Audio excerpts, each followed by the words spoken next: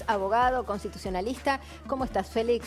Muy bien, gracias, Marina. Siempre con la Constitución, bajo el brazo, me gusta eso. Y sobre todo mañana, que es el día, ¿no? El día de, la mostramos, ¿verdad? El día de la Constitución. Pocos sabemos que es, o pocos saben que es el día de la Constitución mañana, porque es el Día del Trabajador. Es todo un tema. Sí, si los constituyentes hubieran sabido que el 1 de mayo se les iba a superponer 30 años después con el Día de la Constitución, hubieran corrido, hubieran postergado la sanción un día más. Sí.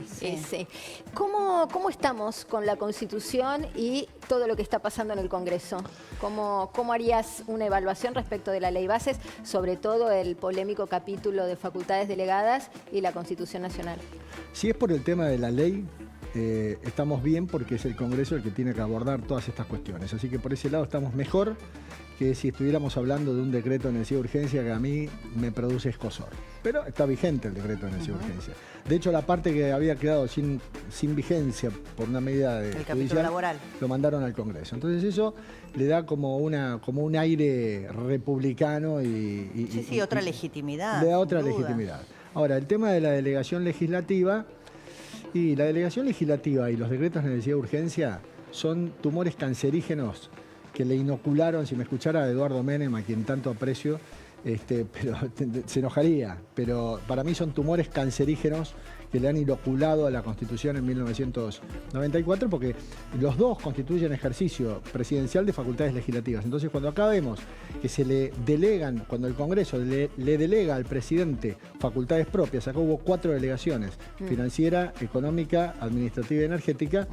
Y más un punto muy discutido, que es la facultad para reorganizar y fusionar o disolver organismos de la administración central, ¿no? Porque son facultades de administración. En definitiva, la Constitución Nacional le permite al Congreso delegarle al presidente determinadas potestades, que son, dice, facultades de administración. Después, definir cuáles son facultades de administración o no es medio complejo.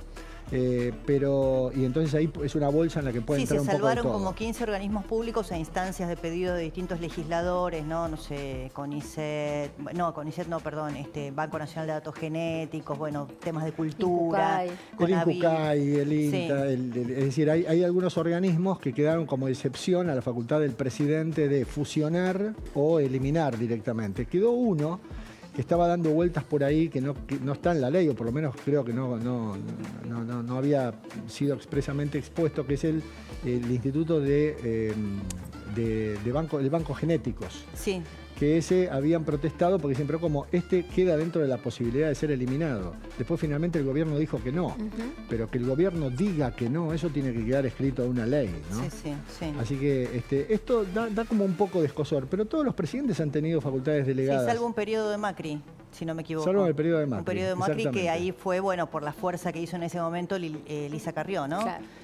Pero la verdad que todos han gobernado con delegación de facultades, que es un instrumento poco democrático, pues saltea al Congreso y le da al Ejecutivo potestad de hacer o deshacer cuestiones. Pero bueno, salvo ese periodo, es cierto. Anda circulando por ahí el texto del artículo 29 de la Constitución, que es el que está escrito en 1853, que dice que ni el Congreso de la Nación ni las legislaturas provinciales le pueden entregar facultades extraordinarias al presidente. Y en realidad para el presidente facultades extraordinarias son, por ejemplo, las que les corresponden al Congreso. Claro. O sea que están coincidiendo, están coexistiendo desde 1853 el artículo 29 y desde 1994 con el 76, que es el que le da justamente ahora al Congreso la posibilidad de delegar facultades con requisitos.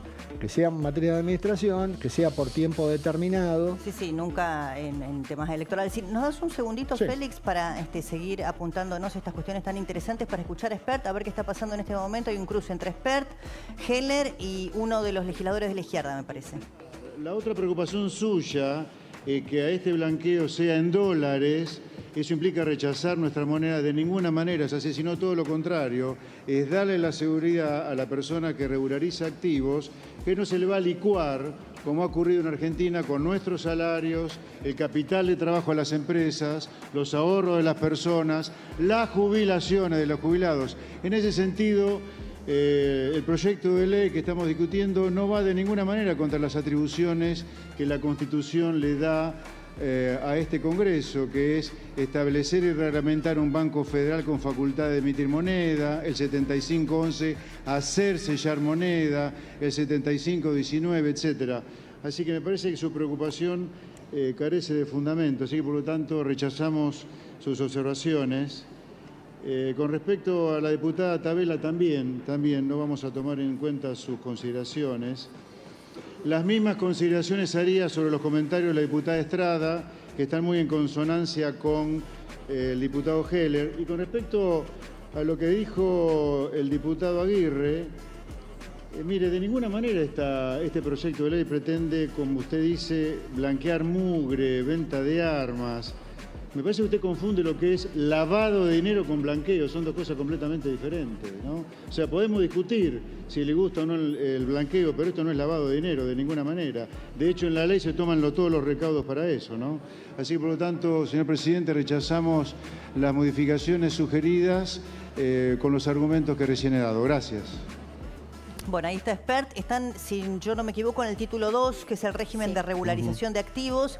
Se han hecho los planteos y las objeciones por parte de legisladores de otros bloques que no son aceptadas por Expert, que por supuesto ahora integra el bloque libertario, presidente de la Comisión de Presupuesto y Hacienda, y suponemos que ya en los próximos minutos Martín Menem va a llamar a votación de y todavía falta el tema bienes personales, que es el capítulo que sigue, luego el tema que es muy importante a la hora de, no sé, de una escritura, el famoso ITI, que es el impuesto a la transferencia de inmuebles de personas físicas y sucesiones, y luego viene la discusión más fuerte, el título 5, que es impuesto a las ganancias, y después viene, bueno, monotributo y todo lo que tiene que ver con ese aspecto del capítulo fiscal. Así que falta un rato largo.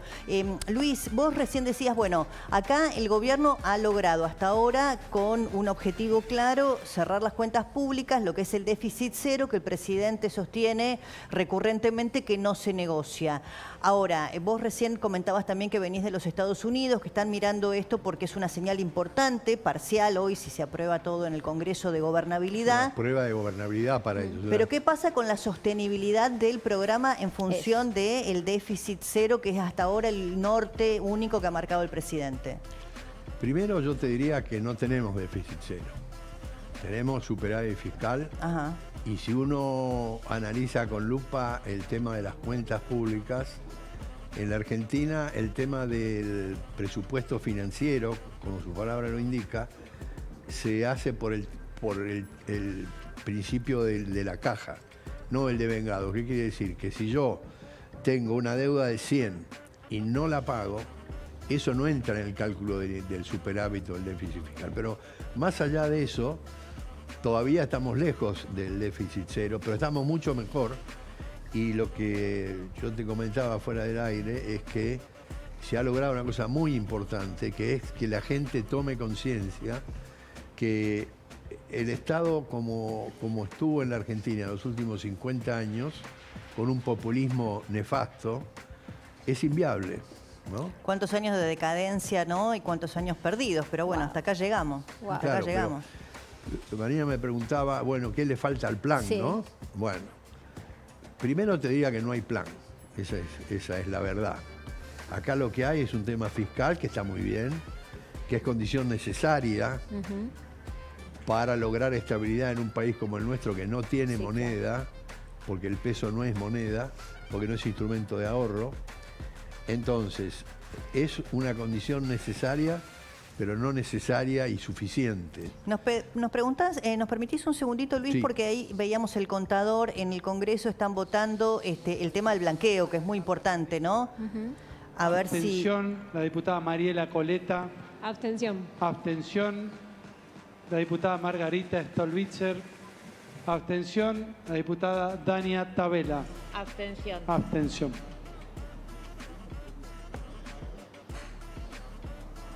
...131 votos afirmativos, 117 negativos y 4 abstenciones. Resulta aprobado entonces, aprobado. En la votación en particular, el segundo título, que es el de blanqueo de capitales. Sí, el título es el régimen de regularización de activos, pero es nada menos que el blanqueo. Sí, a mí me parece que yo coincido completamente con José Luis Espert en lo que le rebatió al diputado Heller. El diputado Heller normalmente, y con todo respeto lo digo, sus exposiciones son patéticas. porque yo no sé qué habrá estudiado este señor, pero economía no estudió. Porque la aclaración que le hizo José Luis de la diferencia entre lavado y blanqueo es fundamental. Son dos cosas. Igual me parece que esa aclaración era para otro diputado, por cómo Bueno, enfocaba yo la entendí que Cámara. Pero bueno, era Sí, no, para sí, no. pero Heller, creo que para la el caso- objeción tanto de Heller como Sí. del Es la diputado posición Sí, sí, de porque la dijo izquierda, armas, hablaba lavado de claro, activos. como que el blanqueo era sinónimo de la Pero presunta acá incorporación de un acá delito, hay un ¿no? tema que Milei con su verborragia dijo: a mí no me importa de dónde viene el dinero mientras venga. Ujú. Yo no sé qué quiso decir ahí, pero eso da lugar a que gente como esta diga que se acepta el lavado del dinero. Porque si vos aceptás el dinero, cualquiera sea su origen, No, claro. bueno, está lavando, Sí, por supuesto. obviamente. Pero y no es el además, caso, ¿no? Claro, Pero no la es ley el caso antiblanqueo porque tiene los la ley va a ser reaseguros, los clara, anticuerpos para y evitar además el la lavado. mala fe de los 5 años, que entonces el mensaje es: esto está hecho para la gente de Macri, bueno, todo eso que ya sabemos. Pero lo que te quería completar, si me Sobre el programa permitís, económico. el tema del plan, ¿no es cierto? Que yo digo que no hay plan. Acá hay un tema fiscal que está muy bien planteado, pero que por sí solo no va a resolver el tema de la inflación. Vos, para resolver el tema de la inflación en Argentina, que está enquistada en la sociedad, porque esa es la verdad, vos necesitas como condición necesaria y suficiente es hacer las reformas estructurales que necesita este país. Me refiero a la reforma laboral, la reforma previsional, fiscal y sindical, ¿no es cierto? O sea, yo estoy muy a favor de todo lo que se está votando, me parece que es el camino adecuado. Lo que menos me gustó, digamos, es el tema laboral o Sí, sindical, lo ¿no? sindical, te lo debo, es cierto. Ahí hubo una negociación que encabezó también, entre otros, el propio Pichetto, diciéndole al gobierno: busquen la ley posible, pero hay un camino por lo menos. Mirá, desde la ley Muchi para acá, Luis, era imposible, hace No, cuántas estoy de décadas acuerdo. discutimos. El fondo de cese creo que va a ayudar, lo mismo que la eliminación de multas por el trabajo no registrado. Hay por lo menos un camino, ¿no? Es como haber sacado el lastre de un tema que casi era tabú y ahora se puede empezar a caminar, Bueno, claro. ¿no? También es el mismo esquema que se puede aplicar al razonamiento tuyo al tema del déficit fiscal. Que También. Durante años, Sí. déficit fiscal era como un juego, digamos, Sí. y que se informaba este mes, bajamos un 3%, etcétera, etcétera. Claro, claro. Y entonces, yo creo que el camino es el correcto, falta mucho, y yo creo que hay que tener un optimismo seguro, Sí. pero con cierta precaución, digamos. Después de este móvil que vamos a hacer, quiero que hablemos un poquito del cepo, de la posibilidad de levantar el cepo. ¿Me Eso es hiciste? más difícil. Ah, bueno, pero acá el experto sos vos, Luis, así que esto es así. ¿Alguien de Boca o de Estudiantes en la sala? No, Boca. señora, no. Boca, vamos a sufrir un poquito. ¿Boca? Sí. Boca, bueno, tenemos todo sobre la previa de este partido que se viene.